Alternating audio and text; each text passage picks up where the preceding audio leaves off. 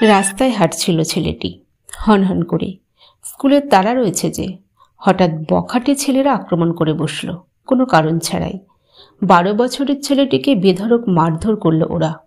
সেদিন মুখ বুঝে সহ্য করেছিল সে, প্রতিবাদ করতে পারেনি। অতজনের বিরুদ্ধে রুখে দাঁড়ানোর ক্ষমতাও ছিল না তার। তবে এই ঘটনা পাল্টে দিয়েছিল ওই কিশোরকে, যিনি পরবর্তীতে হয়ে উঠবেন বিশ্বের অন্যতম সেরা মার্শাল আর্ট শিল্পী তথা অভিনেতা ব্রুস লি। তার বাবা লি হোচুং ছিলেন অভিনেতা ও গায়ক। বাবা ইন্ডাস্ট্রিতে যুক্ত থাকার সুবাদে মাত্র 3 মাস বয়সে গোল্ডেন গেট গার্ল ছবিতে ব্রুসকে অভিনয় করতে দেখা গিয়েছিল। জন্ম আমেরিকায় হলেও বেড়ে ওঠেন হংকংয়ের কাওলুনে। সেই হংকংই পরবর্তীতে হয়ে ওঠে তার কর্মক্ষেত্র।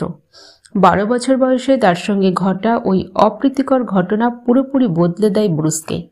তিনি বোঝেন আত্মরক্ষার কৌশল শিখতে হবে, অন্যায়ের বিরুদ্ধে রুখে দাঁড়াতে না পারলে বড় হওয়া যাবে না। এই উপলব্ধি থেকেই শুরু করেন মার্শাল আর্টের প্রশিক্ষণ নেওয়া। তখন তার বয়স মাত্র 13 বছর।